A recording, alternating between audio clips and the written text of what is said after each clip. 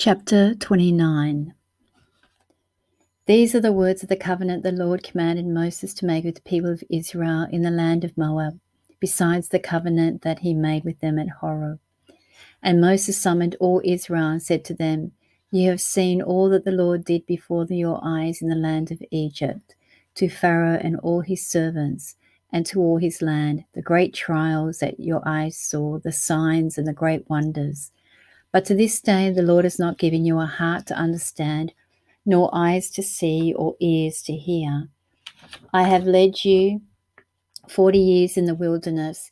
Your clothes have not worn out on you, your sandals have not worn off your feet. You have not eaten bread or drunk wine or strong drink, that you may know that I am the Lord your God.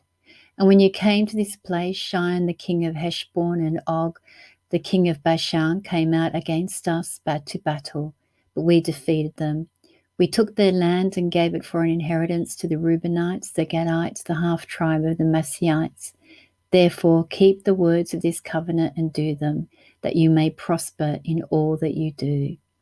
You are standing here today, all of you, before the Lord your God, the heads of your tribes, your elders, your officers, all the men of Israel, your little ones, your wives, the sojourner who's in your camp, from the one who chops your wood to the one who draws your water, so that you may enter into a sworn covenant of the Lord your God, which the Lord your God is making with you today.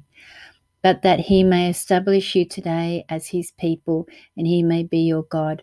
For as he promised you, and he swore to your fathers, to Abraham, to Isaac, and Jacob, it is not that you alone that I am making this sworn covenant, but to whoever is standing here with us today before the Lord our God, and with whoever is not here with us today. You know how he lived in the land of Egypt, how he came through the midst of the nations through which you passed. You have seen their detestable things, their idols of wood, their stone, their silver and gold which were among them.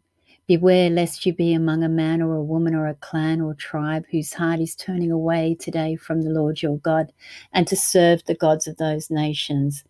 Beware lest among you a root bearing poisonous and bitter fruit, one of you who hears the words of this sworn covenant blesses his heart blesses himself in his heart, saying, I am safe, though I walk in the stubbornness of my heart. This will lead to sweeping away of moist and dry alike. The Lord will not be willing to forgive him, but rather the anger of the Lord and his jealousy will smoke against the man, and curses written in this book will settle on him, and the Lord will blot out his name from under heaven. And the Lord will single him from all the tribes of Israel for calamity, in accordance with all the curses of the covenant written in the book of the law. And the next generation, your children who rise up after you, and the foreigner who comes from a far land will say, when they see the afflictions of the land and the sicknesses of which the Lord has made it sick, the whole land burned out with brimstone and salt, nothing sown, nothing grown, where no plant can sprout, an overthrow like the Sodom and Gomorrah, Admah and Zeboim, which the Lord overthrew in his anger and wrath. All the nations will say, why has the Lord done this to the land?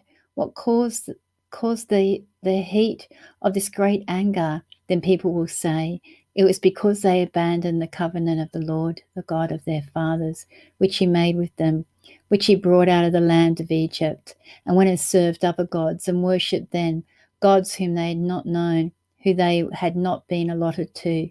Therefore the anger of the Lord was kindled against this land, bringing on all the curses written in the book. And the Lord uprooted them from their land in anger and fury and great wrath, and cast them into another land, as they are today. And the secret things belong to the Lord our God, but the things that are revealed belong to us and to our children forever, that we may do all the words of his law.